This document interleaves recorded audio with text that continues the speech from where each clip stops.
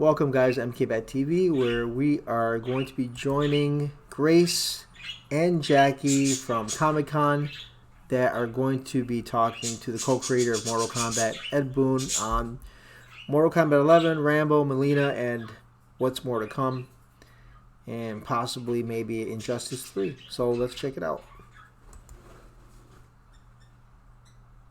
Characters, fan favorites Rain and Melina, plus Rambo from the movies.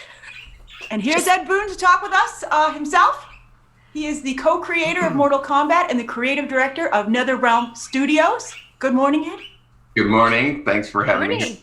That's a lot of fun. I'm not related, even though I got eyebrows. Okay, you know, it's nice to have some semblance of a Comic-Con, you know, in some capacity with everything that's going on. So I'm glad you guys put this together. Oh, it's our pleasure. It was so great to have you here. You know, you really like going to the conventions. You know, some people are like, oh, I don't want to interact with everybody, but I think that, you know, from Twitter, with your, you know, the way you play with fans and going to conventions, what do you like about the fan interaction? You know, it's always just to get a sense of what they are talking about, what they like, what they want to see. They're certainly not shy in terms of communicating what they want. So that's but it's great just to have some kind of discourse with them. I wish we could be more interactive with them, but there's so many, there's such a volume. But you can get a sense of what the general population of fans want. I mean, those fans are continuing to go strong over the years. Congrats on 8 million copies as of October 5th, right? That's a huge success. What are your feelings about the continued success for a franchise that's been around for close to 3 decades? I guess it's this is, you know, enthusiasm for the 11th version of a game is pretty unique, and so I really we don't take that for granted. We take that very seriously, and if people are coming along for the ride for us after decades, you know, we could not be more grateful for it. So you know, it's very humbling and very you know, there's a lot of people who work on this game. You know, hundreds of people work on this game. And so it's just very gratifying, and it's nice to be appreciated. Well, speaking of fandom, the Melina fandom is incredible. Mm-hmm. I mean, some literally wept tears of joy when she was announced for this new game, for the latest game on Thursday. Why do you think she's so popular? You know, Melina was one of the first characters from Mortal Kombat 1 and 2. There was Sub-Zero and Scorpion, and on the other side was Katana Melina. Yeah. And they were, you know, MK2. The kind of classic adversaries over the years of Mortal Kombat. And so we've continued their story, and we hit pause on Melina just to create an appreciation. But we had no idea it would be this intense, this, and so for years, we were getting pounded, you know, I want to see Melina again. I wasn't one of those people. Stretched that out, and we knew she was on her way. Still. So I started, you know, teasing a little bit more, and I wouldn't be doing that if I knew that she was eventually going to show up. So it was just a big build-up, and, you know, we played with it a little bit, and eventually we knew that we were going to be releasing a video like we did and just let the floodgates loose. And that's what we witnessed was just this pent up anticipation for Melina. And all of a sudden online, we saw the results of it. Oh, it was a tsunami. Yeah. For sure. All the Melina stands out there. Actually, one of my one true pairings is the Sub-Zero Scorpion, which I just now realized because I binge watched all the movies last night just to prepare the hype for today. I didn't realize you did the voice for Scorpion. I was like, what? Yeah, in back. It still does. Get over here. in the first Mortal Kombat, it was a very small production. We filmed in this back room. It was, the team was 4 people. And so we didn't have professional voice actors. So I was the voice of Scorpion, Liu Kang, Jax, a number of characters. I was just the one who was able to come up with different voices, and it just stuck. So the Get Over Here was very spontaneous, very, off the top of our heads, and it just stuck 30 years later. So.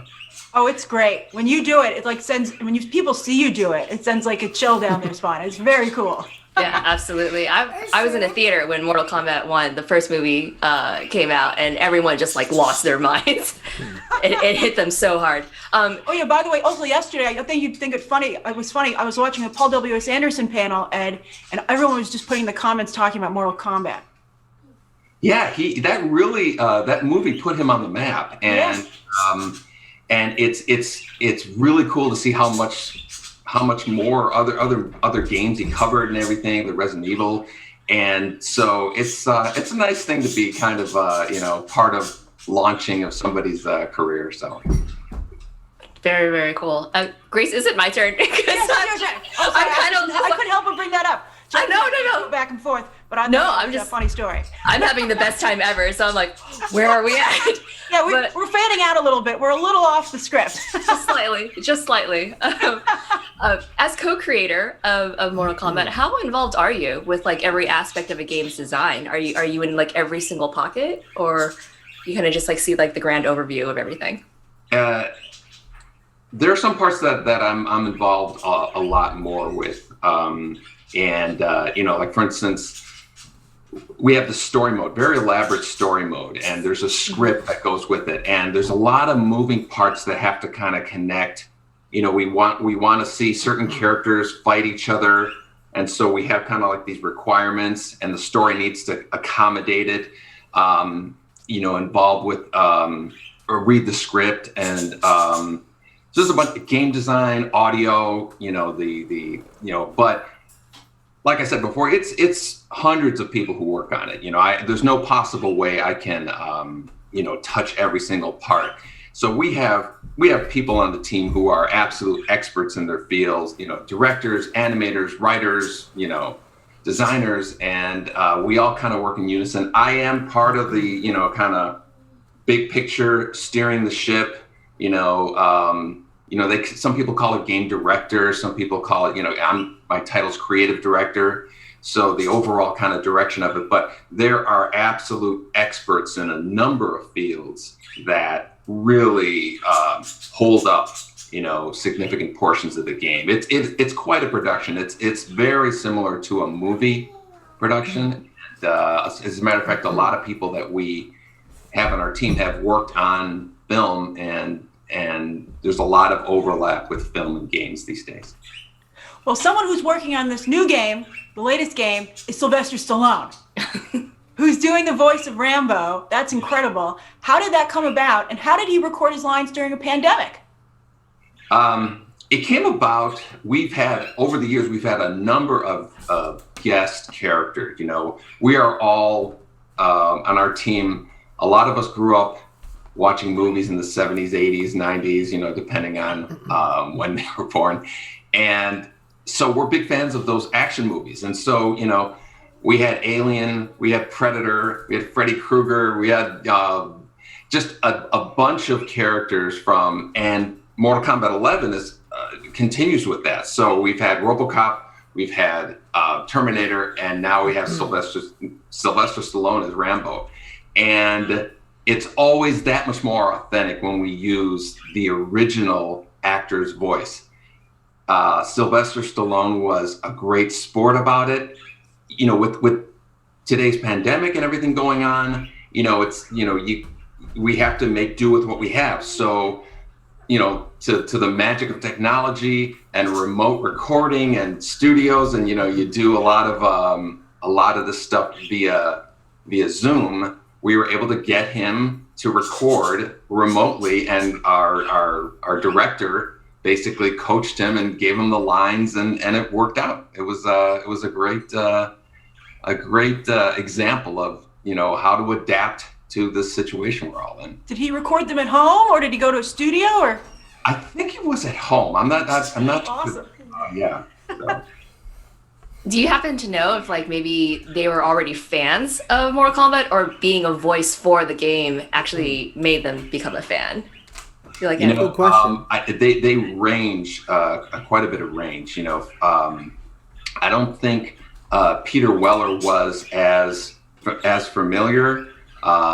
He was a great sport and everything, and he kind of brought the RoboCop kind of spirit into it. But we show them a lot of our previous games and see this is how it's going to work, and we have these intros, and this is where these lines will be played, and then they kind of get a good sense of it. But again, in a studio, they're able to do a number of takes. So if we want them to enunciate a little bit more, we'll ask them to punch it up a little. So there's a range of from very familiar to not quite as familiar. Mm-hmm. That's so awesome. Well, when I was promoting that you were going to be on this show today, there was just so many requests of what to ask you. So I'm going to let you choose for the final question. All right. So you can either please give us an update on either the upcoming Mortal Kombat movie or Injustice 3. I guess I'll do the Mortal Kombat movie. There certainly is a script that I've read, and I've seen cuts, and but at the same time, as many movies are, I don't think I could predict a release date or Sure. change or plans or something, because the movie industry has changed. Every week I see another movie is being moved, and everybody's just kind of adapting to the situation. And the Mortal Kombat movie is, part of that whole situation. So I've seen things. I've read scripts. But obviously I probably shouldn't. Sworn to secrecy. Yeah. But you have seen a cut. Yes. That's pretty cool. Yeah. Very exciting. Yeah. I mean, that's just so great. I mean, I think it's really exciting, and I love that. I think Mortal Kombat, more than other games, really is tied into pop culture and what people are excited about, like dropping trailers for every character. And I'm just so excited to see you guys in the movie space. I mean, I love the animated movie that came out earlier this year, but I'm very excited to see you in the live action space again with movies. Yeah, it's been amazing how that animated movie did amazing, and it's really cool to see Mortal Kombat in these different forms of media, and it's similar to like Injustice was. This video game, and then it became this really great selling comic book. Tom Taylor did an amazing job, and so it's nice to see our babies kind of graduate and go off to college. Exciting times, and I can't wait. I personally love the live action movies, so I'm super duper excited for this one. Super duper. So thank you so much, Ed. Is there anything else you want to say before you head out? No, I just, as you said, the players embracing this game has been amazing. I can't tell you how much we appreciate it, and how this release of the new content with Melina, Rain, and Rambo has been such a ride for us. And we were just so pent up and waiting to kind of give that information. And so things like this are great just because we get to tell people about it too. And so we appreciate you having me on here so we can kind of, share the love with that. You were so much fun to talk to, Ed. Yeah, thank you so much for the conversation and for joining us this morning. Hope you have a wonderful rest of your Sunday. Thanks a lot. I appreciate it. So there you go, guys. Mortal Kombat 11, and a little bit of detail leaked on the Mortal Kombat movie, which is probably being pushed till next year, probably because of this pandemic. Anyways, what do you guys think? You think that's the end of the Pack 2, Kombat Pack 2? Do you think there's going to be another Kombat Pack 3? I'm hoping to see a Kombat Pack 3. It would be nice if they threw in some characters like Kintaro, Smoke, Reptile. Who else can be in there? I like Rico. There's a lot of them, but I hope there's a Kombat Pack 3. And what's wrong? What's up? Oh, hi, Squish.